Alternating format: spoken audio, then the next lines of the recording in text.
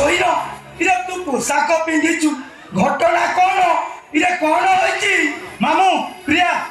ଇରେ ପିଠିକ ଭୟ କରିବା କଥା ଗୁଣ୍ଡାଟା ତୁ ସେ ଭୟ ଛଡେଇ ଦବୁ ନା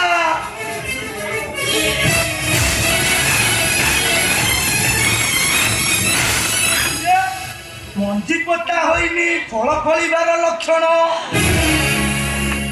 ଏ ବଣଜା ଏ ବାନ୍ତି ସେ ବାନ୍ତି ନୁହେଁ ତ ଅଲଗା ବାନ୍ତି ଭଳି ଜଣା ପଡୁଛି ତମେ ଏମିତି କଣ କହୁଛ ସକାଳୁ କିଛି ଖାଇନି ଗ୍ୟାସ୍ ପ୍ରୋବ୍ଲେମ ହେଇଥିବ ତୁ ରହ ଆଚ୍ଛା କହିଲୁ ମା ବାହାଘର ପୂର୍ବରୁ ତୁ ସେ ସଚିନ ବାବୁଙ୍କ ଫାର୍ମକୁ ଯାଇଥିଲୁ କି ତାଙ୍କ ପିଜୁଳି ଗଛରୁ ପିଜୁଳି କଷି ଖାଇଥିଲୁ ସଚିନ ବାବୁ ବିଜୁଳି କଷି ମୁଁ ତ କିଛି ବୁଝିପାରୁନି ବୁଝିପାରୁନୁ କଣ ହୁଣ୍ଡାଟା ମୁଁ ବୁଝେଇ ଦଉଛି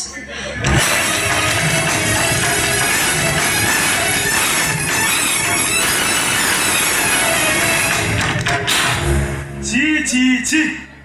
କଣ ଯେ ତମକୁ କହନ୍ତି ତା ନହେଲେ ଏମିତି କେମିତି ହେଲା ଆଚ୍ଛା ମା ଆମେ ଯାହା ସବୁ କଥାବାର୍ତ୍ତା ହେଲୁ ତୁ ତ ନିଶ୍ଚୟ ବୁଝିପାରିଥିବୁ କହ ମା ସେ ସବୁ କଥା ସତ ନା ମିଛ ବର୍ତ୍ତମାନ କହିଦେଲେ କଣ ଗୋଟିଏ ବ୍ୟବସ୍ଥା କରିବା ନହେଲେ ନାହିଁ ଏ ବଣିତ ଗାଁ ଦାଣ୍ଡରେ ଟିପି ଟିପି ହୋଇ ନାଗରା ବାଜିଯିବ କହ ମା ସେ ସବୁ କଥା ସତ ନା ମିଛ କହ ମା କହ ସତ ମାନେ ଆମ ବୋହୂ ତୋ ସହଧର୍ମିଣୀ ବର୍ତ୍ତମାନ ଗର୍ଭବତୀ ମିଛ ଏସବୁ ମିଛ ମିଛ ମାମୁଁ ମୁଁ ପ୍ରିୟାକୁ ଭଲ ଭାବେ ଜାଣେ ଟଙ୍କ ନୁହେଁ ପଦ୍ମ କହିଦିଅ ପ୍ରିୟା ମାମୁଙ୍କ କଥା ମିଛ ବୋଲି କହିଦିଅ ପ୍ରିୟା ମାମୁଁ ଯାହା କହିଲେ ମିଛ ବୋଲି କହିଦିଅ ପ୍ରିୟା ମାମୁଁ ଯାହା କହିଲେ ଏସବୁ ସତ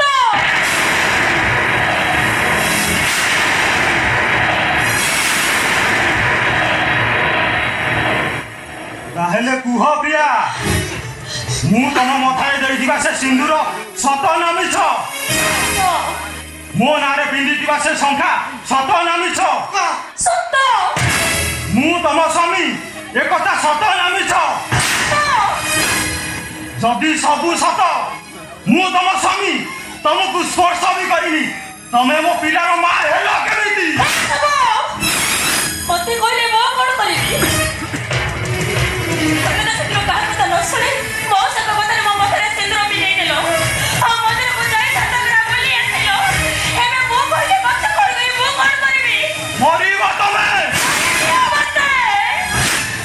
ତମ ଭଳି ପାପିନି ମରିଯିବା ଦରକାର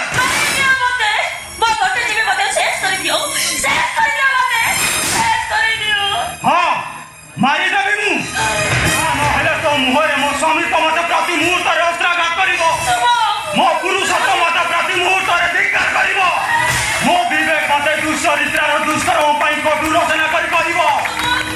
ଶୁଭ ମହାପାତ୍ର ତୁ ଗୋଟେ ନିର୍ଲଜ ତୁ ଗୋଟେ କଳଙ୍କିତ ପୁରୁଷ ତୁ ଗୋଟେ ଭଡ଼ୁଆ ସ୍ୱାମୀ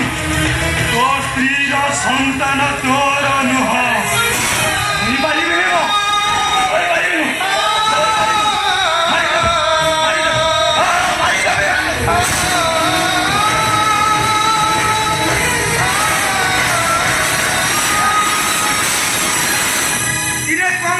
ପାଗଳ ହେଇଗଲୁ ଏକାଠାରେ ଦିଟା ମର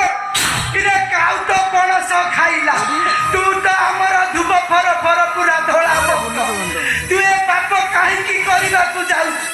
ଯେତେ ଶୀଘ୍ର ପାରୁଛୁ ଏ କଳଙ୍କିନୀକୁ ଏ ଘରୁ ବିଦା କରିଦେ ନାଇଁ ବାବୁ ଆପଣ ସେମିତି କଥା କୁହନ୍ତୁନି ବାବୁ ଆପଣ ସେମିତି କଥା କୁହନ୍ତୁନି ନହେଲେ ଆମେ ତତେ ରଖି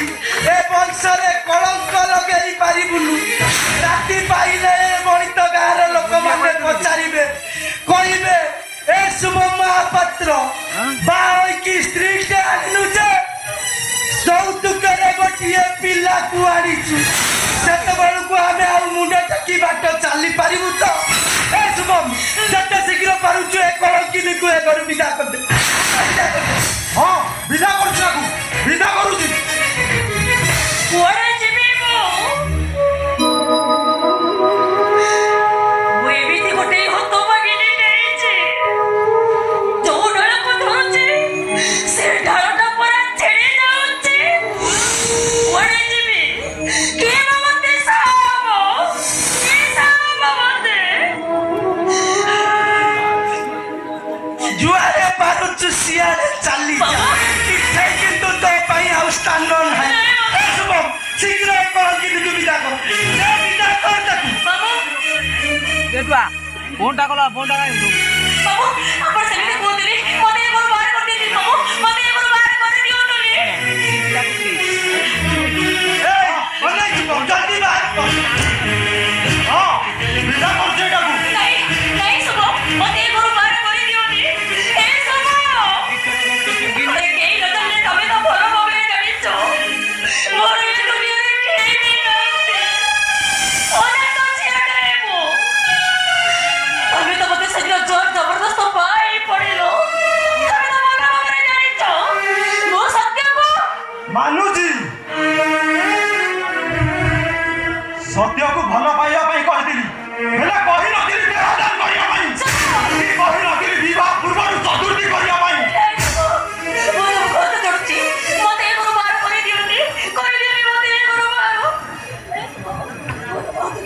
ମତେ ଏ ଘରୁ ବାହାର କରିଦିଅନ୍ତି ବାହାର କରିଦେବି ମତେ ହଁ ବାହାର କରି ହଁ ରଙ୍ଗିନୀ ପାଇଁ ଏ ଘରେ ଜାଗା ନାହିଁ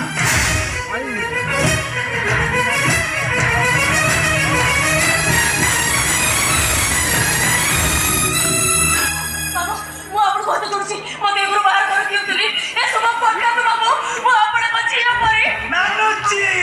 ମାନୁଛି ତୁ ମୋର ଝିଅ ପରି ହେଲେ ମୁଁ ତୋର ବାପା ପରି ନୁହେଁ ଜୀବନର ଭଞ୍ଜନ ଅଭିନୟ